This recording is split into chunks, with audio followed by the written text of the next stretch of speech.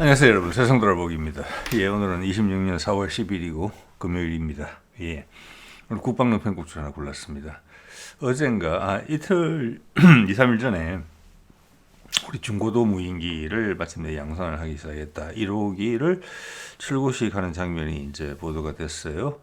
그래서 뭐 연합뉴스 그리고 국방뉴스에서 한 1, 2분짜리 짤막하게 그 의미와 성능에 대한 이제 보도가 있었는데, 이제 그걸 보면서 상당히 좀 부족하다.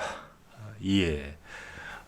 이런 이제 생각이 들었어요. 그래서 그 점에 대해서 좀 제가 과거에 다뤘던 내용들을 바탕으로 좀 심층적으로 해보려고 합니다. 이것은 정치적으로 특히 남북 관계에 있어서 좀 상당히 예민한 부분이에요. 이 기체 자체가.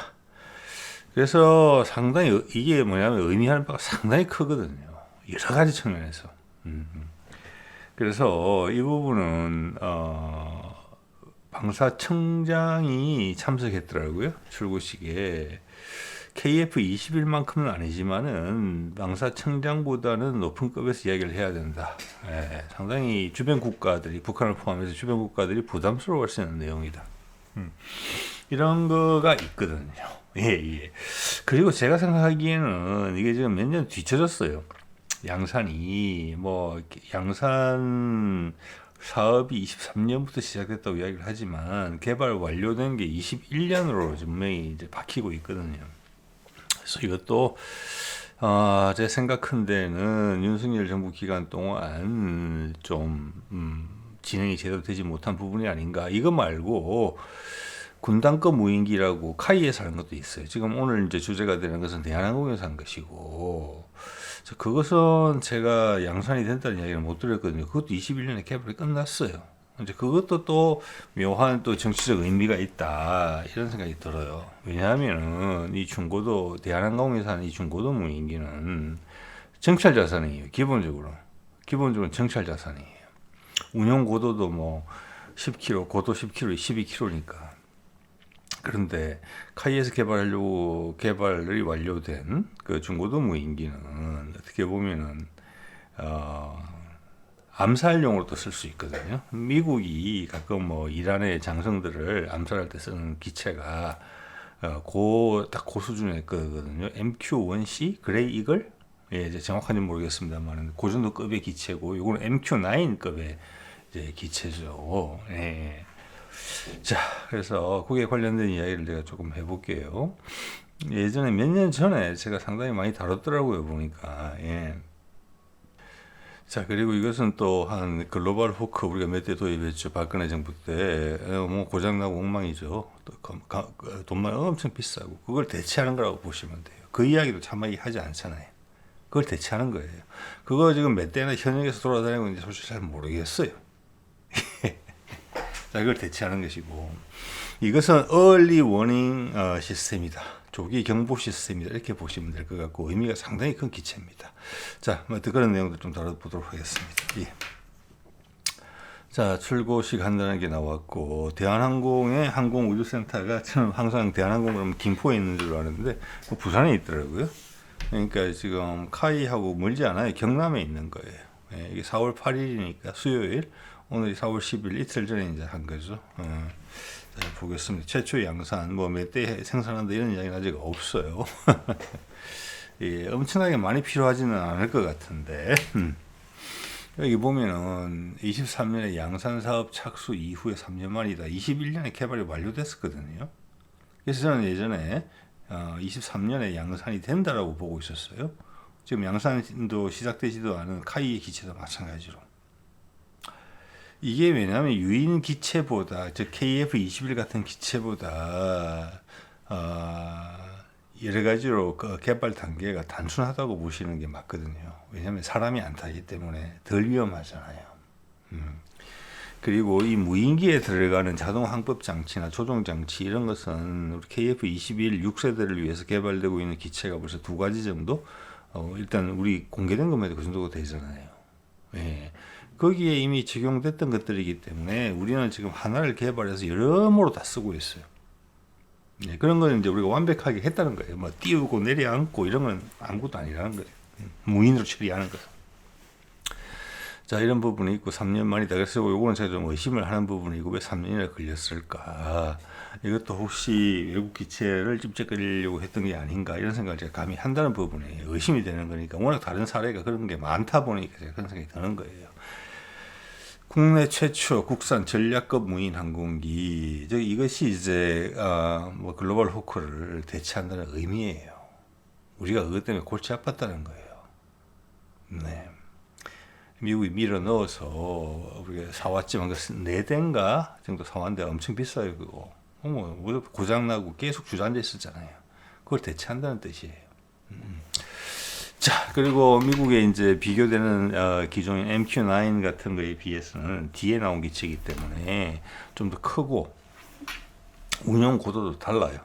탐지 거리도 더 길다고 봅니다. 그래서 이제 2027년부터 공군에 순차적으로 인도된다. 이제 금년에는 이제 수락 시험 같은 거 하고 내년부터 이제 받는다 이런 이야기예요. 예. 뒤에 이제 왜 지난 3년 동안 무슨 일이 있었는지에 대해서는 업계 관련자분들이 잘 아실 거라고 봅니다. 제가 말씀드리는 부분이 허언이 아닐 수 있어요. 예. 볼게요. 이제 뭐 직접 날라다니는 장면도 나오고 그랬는데 국산 화율이 90%가 넘었다 이렇게 돼 있거든요. 지금 이제 제트기 기반의 무인기도 우리가 양산을 하고 있고 그 엔진도 이제 시험 비행을 하고 있잖아요. 예. 그 KF-21과 같이 작동하고 현재 우크라이나 엔진 넣어가지고 그 국산화를 하고 있는데 이거 기체는 어렵지는 않을 거라고 봅니다. 일단 딱 봤을 때 어떤 느낌이 딱 드십니까? 이것은 되게 아무리 그 스텔스 도료를 바르더라도 이것은 스텔스기라고 보기는 어려운 그런 기종이에요. 자, 그런 기종이고 일단은 채공 시간이 되게 오래 유지될 수 있는 그런 글라이드식의 형상이라는 걸 느끼실 거예요. 그리고 상당히 큰 편이에요, 이게. 그런데 국산 화율이 90%가 넘었다고 되어 있는데 여기 들어간 엔진이 프레드 위트니 거예요. 1200마력짜리 터보 프롭이에요. 그러니까 제트 엔진을 축으로 뽑아가지고 프로펠러 돌리는 터보 프롭, 좀 여객기에 들어가는 엔진 이런 거거든요. 그거 1200마력이에요. 이거 거기 수입해서 쓴 거니까 그거 말고는 다 국산화됐다고 보시면 돼요. 예. 자, 이러니까 우리가 무인과 관련된 것들, 심지어 드론, 그리고 뭐 또 유인 헬리콥터에 들어가는 우리 뭐 수리온이나 그 있죠, 작은 거 그런 거 LAH 그런 거에 들어가는 뭐 무인 항법 장치 같은 것은 이미 우리가 꿰차고 있다. 예, 특히 요즘은 이제 AI 인공지능이 가미되면서 그런 기술의 습득이 훨씬 더 빨라지고 있어요. 뭐 항공전자나 이런 건 아무 문제가 없다는 것입니다. 이 기체의 핵심은 분명히 이제 미국의 MQ-9을 모델로 삼아서 만든 거예요. 그보다 낮게 만든 거예요. 뒤에 나온 기체니까 엔진 출력 자체가 훨씬 높아요. 이게 30% 정도 출력이 더 높아요. 운용 고도도 몇 킬로가 더 높아요. 즉 이 말은 채공 시간이 엄청나게 길 수 있다는 이야기를 하고 있는 겁니다. 채공 시간이 엄청나게 중요해요. 네. 자, 그래서 이게 관련된 레이더가 지금 들어가는 EOIR이 들어가거든요. 예, 이거는 이제 전자공학 장치하고 적외선 탐색기가 들어가고 이게 상당히 중요한 부분이에요. 오늘 이제 이 기체 기능에 대해서 살펴보기 위해서는 이게 EOIR 한화에서 한 것이고 이러면 이제 한화에서 군용으로 생산하는 것 중에는 인공위성에 들어가는 거 말고는 적외도 초적외도 인공위성에 들어가는 거 말고는 아니면 그 수준의 최고의 수준의 EOIR이 들어갔다고 보고요. LIG에서 SAR 레이더를 했어요. SAR 레이더. 이러면 A사일이 될 겁니다. 당연히. 예. 이것의 탐지 거리가 어느 정도 되느냐. 이게 핵심이에요. 어디에 쓰려고 하느냐도 핵심이고. 네. 이거는 저거하고 접전을 벌이는 상태에서는 대공 미사일에 되게 쉬운 먹잇감이 되는 기체거든요. 예. 자, 이것은 상대방의 탄도탄 미사일, 갑작스럽게 날아오는 탄도탄 미사일을 1시간이라도 빨리 알아채기 위해서 만든 기체입니다. 그렇게 보시면 맞아요. 자, 쭉 볼게요. 운용 시간이라는 부분이 나오는데 이것은 30시간 이상이라고 요구 조건이 아마 있었던 것 같아요. 이거 다 나온 공개적인 자료에서 제가 취합한 거예요. 이거와 비슷한 기체인 MQ-9은 14시간에서 30시간이니까 이거보다 훨씬 넘어가요. 그리고 운용 고도가 10에서 12km. MQ-9 같은 경우는 7km에서 8km 정도밖에 안 돼요. 자, 이 보도 내용을 보면은 국방뉴스에서는 운용 반경은 사실 그렇게 중요하진 않아요. 이 상황에 있어서. 운용 시간이 엄청나게 중요한 거죠. 투보 프로비니까 대충 속도로 나올 거잖아요. 네, 그리고 비행기 형상을 봤을 때 운용 시간 수십 시간 정도로 나와 있죠. 이 차이입니다. 예. 일단은 대북 북한 쪽에서 날라오는 탄도탄을 미리 감지하고 그것을 요격하기 위한 빨리 봐야지 빨리 요격할 수 있으니까 여기가 많은 걸 알려줘요 우리한테. 이 기체 하나만 제대로 우리가 이해하더라도. 자, 일단 엔진의 마력수가 높아요. NQ9보다 더 큰 기체예요. 근데 운용 고도가 10에서 12km라는 것은 우리 대부분의 여객기들이 국제 노선을 쓸 때 날아갈 때 쓰는 고도거든요. 저기가. 이게 왜냐하면은 저 고도에서는 바깥의 온도가 영하 40도, 영하 50도 그럴 거예요. 제가 최근에 한번 말씀드렸지만 압축 공기가 팽창할 때 효율이 좋아져요. 저 고도가 최고로 좋은 고도예요. 터보로 공기를 빨아들일 때도 충분하게 공기를 빨아들일 수 있는 수준의 밀도도 유지하고 있어요. 그래서 이 말은 이 고도가 연비가 제일 좋은 고도다 이 뜻이에요. 그래서 여객기들이 이리 날아다니는 건데 이 고도로 10에서 12km. 이것은 채공 시간을 늘리겠다. 그게 30시간 이상으로 되어 있는 거예요. 이게 아무리 성능이 좋은 유인 정찰기가 있다 하더라도 30시간 이상 날릴 수가 없어요. 밥도 먹어야 되고 화장실도 가야 되고 잠도 자야 되잖아요. 예. 그래서 이게 딱 맞는 겁니다. 자, 그리고 10에서 12km 높이 올라갈수록 멀리 보이죠, 당연히. 자, 우리나라 레이더 기술은 그게 세계 최고 수준이에요. 이제 그럼 저게 어디까지 볼까? 좀 이따 보여드리겠습니다만 우리 연합뉴스에서는 탐지거리가 100km라고 되어 있거든요. 예, 그건 절대 아닙니다. 뭐 군에서 말하는 대로 받아 적을 수도 있는데 그래갖고는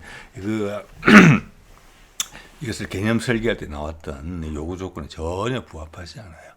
북한에서 발사하는 탄도탄이 초기 발사됐을 때 강력한 화염이 나올 거예요.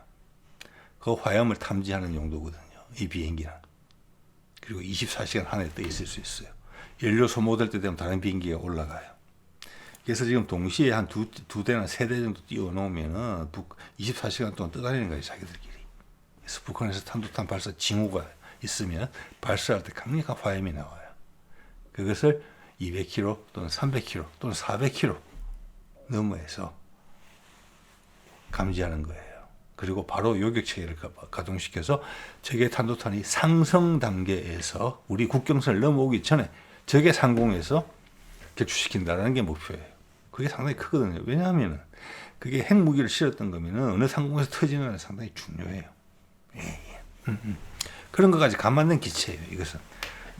그래서 전략 무인기라고 부르는 거예요. 전략 무인기. 자, 12km 상공서 100km까지 탐지 정찰 무인기 이루기 나왔다 이렇게 돼 있는데 이 앞에 둥그렇게 큰 부분이 안에 A사 레이더라고 봅니다.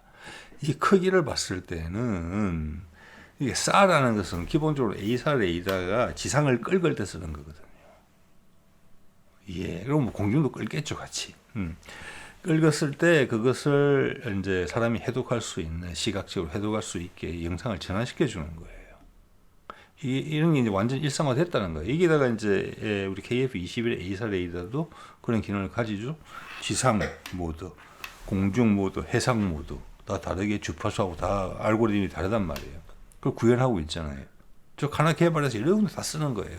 이 크기로 봤을 때는 상당히 큰 레이더가 들어갔다. KF-21에 들어갈 때보다 더 클 수 있다고 생각될 수 있잖아요. 이 기체의 길이가 지금 13m인가? 잠깐만요. 예, 13m예요. 이거 앞에 그 KF-21 앞에 노즈콘보다 훨씬 굵어요. 더 큰 레이더 들어갔다는 거고 밑에 툭 튀어나온 부분은 EOIR이라고 봅니다. 특히 IR 적외선 멀리서 잡는 거. 왜냐하면 EO 같은 경우는 뭐 안개가 끼거나 날씨가 안 좋으면 영향을 받지만 자외선 영향을 훨씬 덜 받거든요. 네. 일단 그런 부분. 그리고 일단은 탄도탄이라는 게 발사될 때 엄청나게 큰 화염이 나온다는 부분이 분명히 있어요. 자, 그래서 이 성능은 100km는 아닐 거다. 예, 제가 생각하기에는 KF-21이 지상을 탐지한다고 했을 때 100km 이상 볼 것 같은데요. 쌀로 받는다고 했을 때. 자, 이게 우리가 이제 개발하고 있는 무인기들 종류 제가 몇 년 전에 정리한 겁니다. 여기 보면 위에 군단급 무인기고 이것도 21년 개발 완료. 그러니까 제가 이걸 작성했을 때가 21년 전에 작성을 한 거예요. 21년 개발 완료됐어요. 밑에 것도 21년 개발 완료됐어요. 이 비행기가 뭐 아덱스나 여러 군사 장비 행사에 나온 지는 오래됐어요. 자, 위에 기체는 9m짜리고 밑에 거는 13m짜리니까 급이 다른 기체예요. 예, 그리고 위에 거는 이제 그 MQ-1C를 모델로 삼은 거거든요. 거기도 마찬가지로 디젤 엔진이 들어가요. 그래서 운용 고도가 뭐 한 7km 이런 정도밖에 안 돼요. 이것은 10에서 12km까지 올라갈 수가 없어요. 디젤 엔진 가지고는. 왜냐하면 이제 밑에 터보 프로 같은 경우는 기본적으로 제트 엔진이기 때문에 바깥에 있는 공기를 엄청나게 압축하는 힘이 강력하거든요. 그래서 10에서 12km까지 올라가고 그게 오히려 효율성에도 도움이 되지만 디젤 엔진은 그렇게까지 못 씁니다. 그 높은 데까지. 그래서 옛날에 2차 세계대전 때도 그 비행기들이 고도가 올라가면 출력이 떨어지는 거예요. 그때는 또 휘발유 엔진이잖아요. 거기다가 그래서 터보가 적용됐어요. 공기를 밀어넣는다. 그래봤자 몇 킬로 못 떠요. 예, 고고도에 올라가면 기동력이 떨어지는 거예요. 왜? 엔진 힘을 못 쓰니까. 왜? 산소가 부족했어. 자, 그래서 쟤는 다른 기체다. 위에 것은 군단급 지금 무인기로 계속 지칭되고 있거든요. 군단장이 쓸 수 있는, 이거는 타격, 뭐 정찰용으로도 분명히 쓸 수 있지만 타격용으로도 분명히 쓸 수 있어요. 물론 밑에 것도 타격용으로 씁니다. 그 얘기 좀 이따 드릴 거예요. 자, 임무 장비를 보면 위에가 이제 300km에서 500km 정도 추정이 되거든요. 엔진 출력이 디젤 엔진 200 몇십 마력짜리 들어가요. 그거 국산화 되고 있어요. 예, 그건 이게 흔적이 옛날에 보이거든요. 소개드린 바가 있습니다. 300에서 500이면은 자, 우리 청검이 이게 딱 해당하는 무장이거든요. 미국 같은 경우는 여기 헬파이어 많이 달고 다니잖아요. 우리는 청검 달면 되거든요. 청검이 한 40km에서 50km 정도 돼요. 그런데 그걸 달기 위해서 또 설비가 들어가야 되니까 청검을 35km인가? 뭐 그렇다면은 여기 한 5발? 한 8발 정도 달 수도 있을 것 같아요. 밑에는 완전 정찰기예요. 자, 그 출력을 봤을 때 임무 장비를 2톤 이상 달 수 있을 거로 봐져요. 그 임무 장비에 레이더 같은 거는 현재로서 포함이 안 되는 것으로 저는 생각을 해야 될 것 같거든요. 날개 밑에 뭘 다룬다는 거죠. 저기 기존에 들어있는 KF-21의 A사 레이더를 KF-21 7톤 정도의 무장을 지금 할 수 있는 것으로 되어 있는데 기존 엔진을 가지고 그 7톤에 A사 레이더 무게가 포함됩니까? 안 됩니까? 안 되지요. 여기도 마찬가지예요. 이 말은 지금 그냥 떠 있거든요. 무장이 없다 이러면서도 이야기하는 것 같은데 여기에 2톤 정도까지의 무장을 달 수 있다는 거예요. 그래야 될 가능성이 높아요. 왜? 그렇게 원래 디자인이 됐었거든요. 그 가능성에 대해서. 자, 이게 예전에 계속 뭐 벌써 5, 6년 전부터 뭐 아덱스 같은 데 가면 보이는 거거든요. LIG 부스에. 이거는 천궁이고 밑에 현궁인데 저 밑에 이름도 없는 전술급 유도 무기라고 딱 나와 있거든요. 저게 그러고 나서 한 2년인가 더 지나서 2, 3년인가 지나서 몇 년 전이에요. 그러니까 그 아덱스란다 ADD 저 국방과학연구원에서 하는 기술 발표회에서 보니까 저게 개발이 완료됐다고 나왔더라고요. 그거 다른 것도 제가 있습니다. 이거는 앞에가 밀리미터파 레이더를 쓰는 한국판 브림스톤 미사일이에요. 사거리 10에서 20km 정도 되는 거, 동시에 여러 개를 타격할 수 있는 거, 발사 후 망각이 가능한 거, 이게 미사일이거든요. 예. 자, 이러면은 천검을 쓰면 사거리가 8km밖에 안 되죠. 9km. 헬파이어도. 그래서 이 무기, 전술급 유도 무기 이것은 지금 카이에서 개발이 일단 완료됐고 준비 중인 것으로 보이는 군단급 무인기에 들어가는 무장으로 보여요. 예. 자, 이렇게 이제 매치가 된다고 보시면 될 것 같고요. 이건 개발 완료 다 됐어요. 이때 밀리미터파 레이더 기술 같은 건 다 확보됐어요. 자, 이것은 여러 발 발사하고 기체는 빠질 수가 있게 되어 있는 그런 구조예요. 자, 밀리미터파 레이더는 우리가 레이더에 들어가는 뭐 S밴드, 그 다음 뭐 X밴드, 그 다음 K밴드, K밴드 같은 게 천궁에 많이 들어가죠. 그 K밴드만 가지고도 탄두부와 그 로켓불을 구분할 정도가 된단 말이에요. 밀리미터파 레이더 형상까지 거의 구분할 정도 돼요. 예. 그래서 저기 기갑 부대들이 쭉 왔을 때 여러 발 쏴놓으면 알아서 가서 맞는 거예요. 예, 예. 상대방 그 보병용 지대공 미사일 사거리가 보통 10km 남짓이잖아요. 그 바깥에서 그런 용도로 개발된 무장이라고 보시면 돼요. 헬리콥터는 이만큼 긴 사거리가 필요가 없어요. 10km 넘어가는 것은. 그래서 8km에 딱 묶여 있는 거예요. 8km, 9km에 천금이. 자, 이거 한번 볼까요? 좀 복잡한 건데 이게 뭐냐면 우리가 이런 고민이 있었다는 걸 보여드리고 싶은 거예요. 이게 아마 국방과학연구소에서 나오는 웹진에서 제가 가져온 내용으로 생각이 되는데, 이 보면은 북한이 우리를 탄도탄으로 공격할 때 그 유형에 대해서 최대 사거리 1000km까지를 보고 있어요. 그다음 600km짜리, 300km짜리. 자, 300km짜리만 되더라도 휴전선에서 쏘면은 우리나라 웬만한 데는 다 떨어져요. 600km 쏘면 그냥 제주도까지 다 가요. 맞죠? 그래서 이렇게 되면 최대 고도가 600km 같은 경우는 최대 고도가 150km, 스크드 B 같이 사거리가 300km 같은 경우에는 정점 고도가 70km밖에 안 돼요. 70km밖에. 이게 엄청나게 중요하거든요. 짧을수록 빨리 와요, 우리한테. 이게 핵심이에요. 얼마나 빨리 노출되느냐, 상대방의 감시 자산에. 이것이 탄도탄의 효율을 증명하는 거거든요. 그래서 제가 몇 번 누누이 드리는 말씀입니다만, 북한이 개발한 ICBM은 우리나라를 공격할 때 쓰는 무기가 아니에요, 여러분.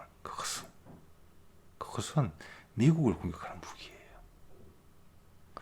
뭐 고각으로 발사해서 어쩌고 저쩌고 이렇게 억지로 갖다 붙이는 소위 전문가들도 많이 있는데, 그러면 우리한테 금방 노출돼요.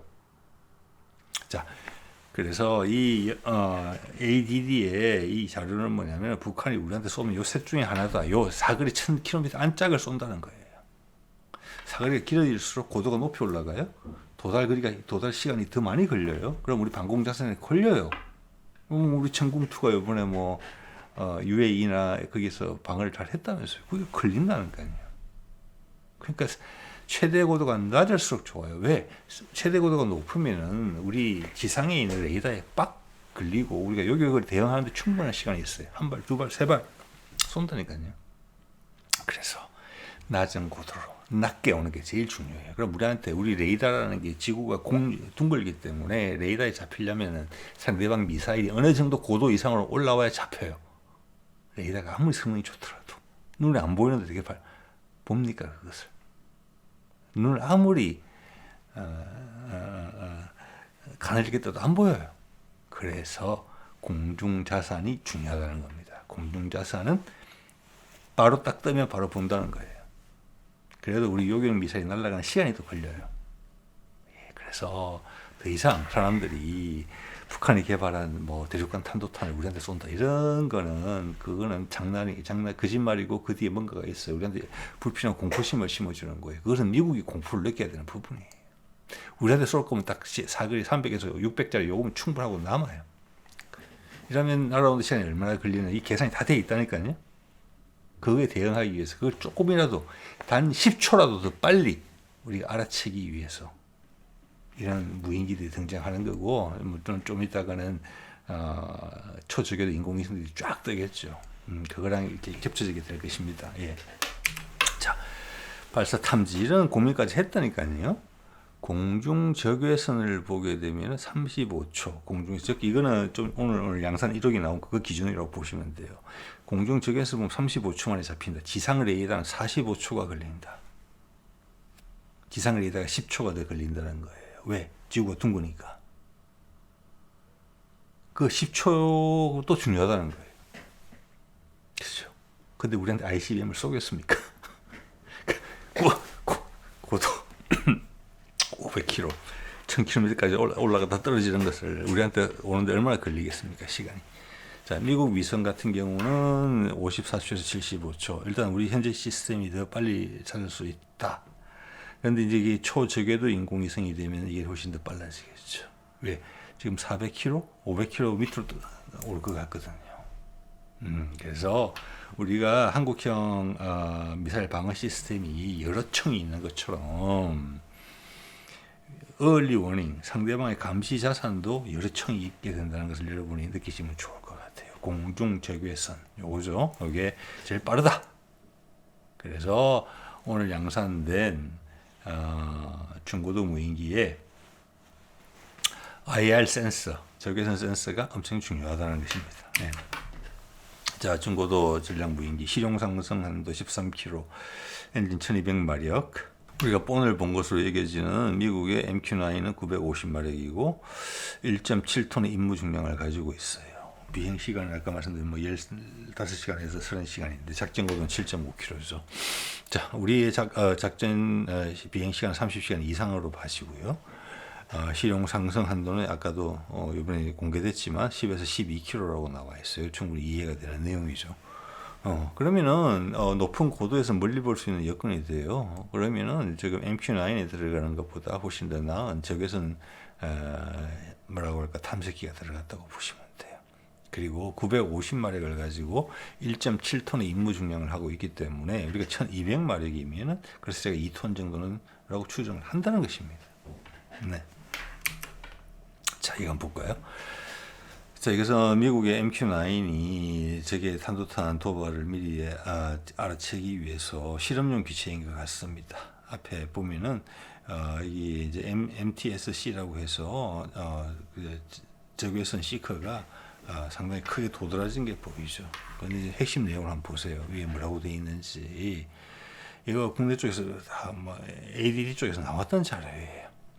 국내 개발 직경 30cm, 이놈 직경 30cm 되겠죠. 기존 우리가 장갑차나 탱크에 달리는 EOIR하고는 차원이 다른 거예요. 그리고 우리가 IR 센서에 대해서도 많은 것들 노하우를 축적하고 있어요.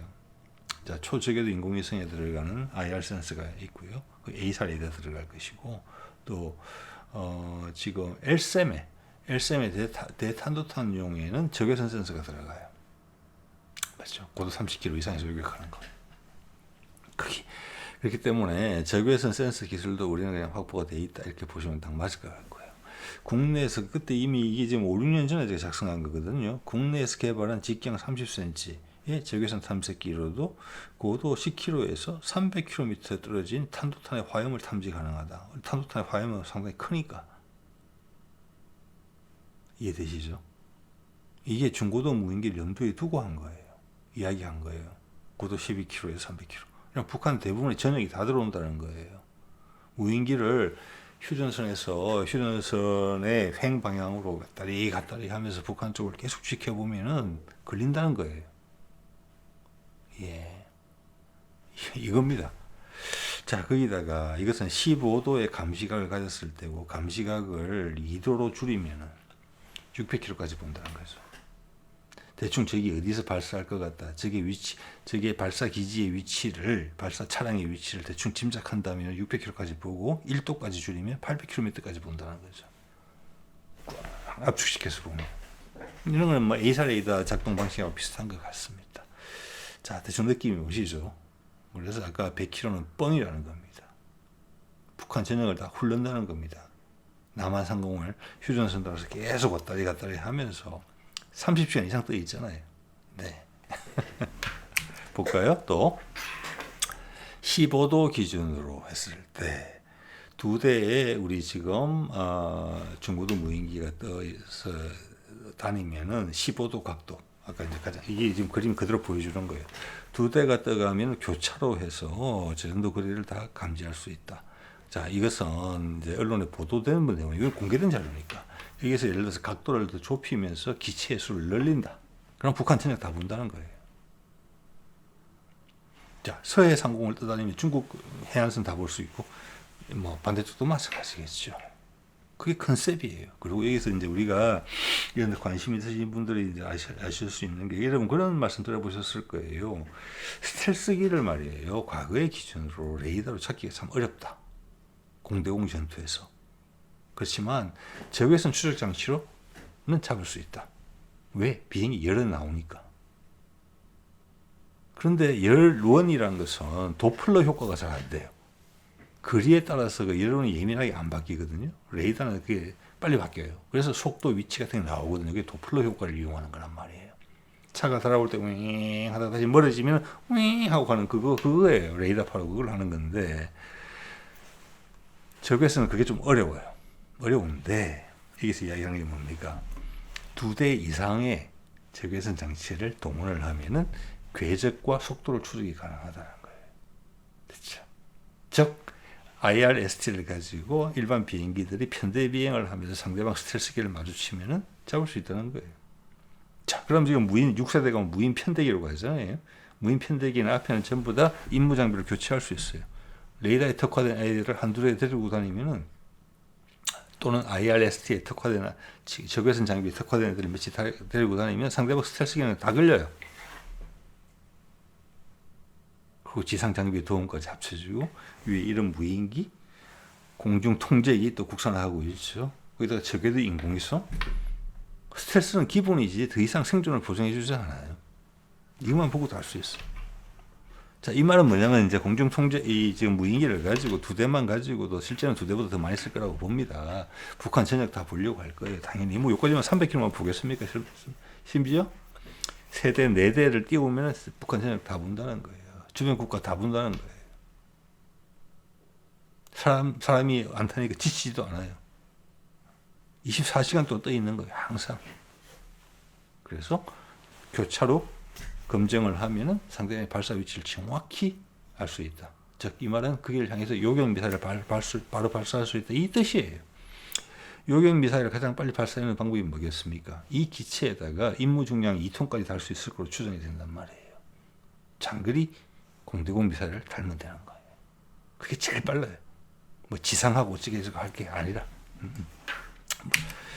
자, 이거 보면 왜 사람들이 얼마나 이제 구체적으로 이걸 살펴봤느냐 하면은 이제 스테레오라고 이야기하죠. 적외선 장비 두 대를 갖고 있으면은 상대방의 위치를 정확하게 알 수 있다는 내용이라고 생각하시면 돼요.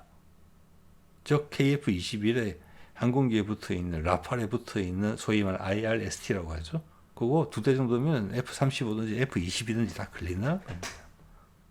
그에 따라서 미사일 유도할 수 있어요. 그러면 그 미사일이 그 근처에 도착해서 K밴드를 확 켜면은 다 걸립니다. 그 이야기 하고 있는 거예요. 자, 왼쪽에서는 위치를 알 수 있다는 것이고, 오른쪽에서는 상대방의 속도를 알 수 있다는 것이죠. 그건 뭡니까? 요격 미사일 발사할 수 있다는 뜻이에요. 예. 계속 유도하면서. 자, 그래서 이런 그림이 엄청나게 중요한 거예요. 그때 이미 그 이야기가 나왔거든요. LSAM의 기술을 활용해서 한다. 그때 이미 LSAM이 탄도탄 요격 능력이 충분히 있다. 뭐라고 할까? 상승 단계에 있는 적외 탄도탄 속도. 그리고 그들은 뭐 회피 기동을 한다거나 뭐 체포와 뭐 플레어를 뿌린다 이런 게 없어요.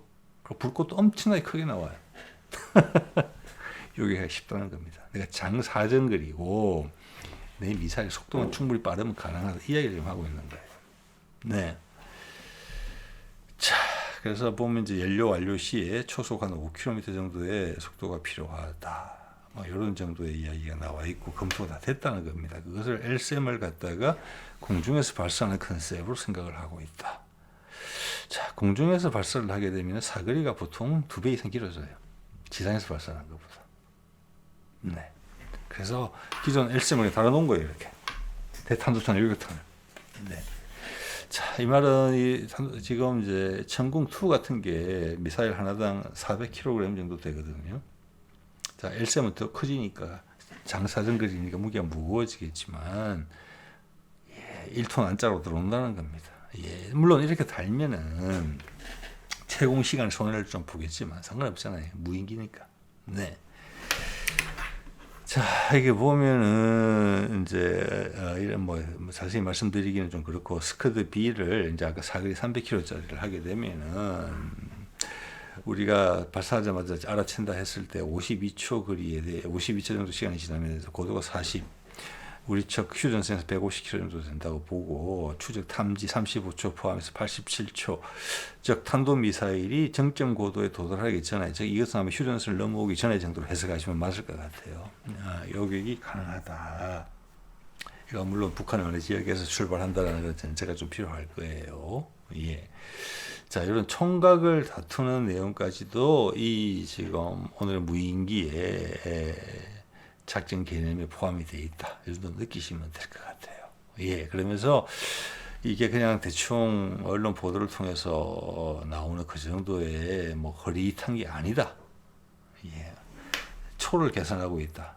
예, 이런 거라고 보시면 될 것 같고, 이제 이런 것을 이거는 이렇게 된다는 게 아니고 이런 디자인이에요. 충분히 가능하다고 봅니다. 기체 크기는 충분히 두 발 실을 수 있어요.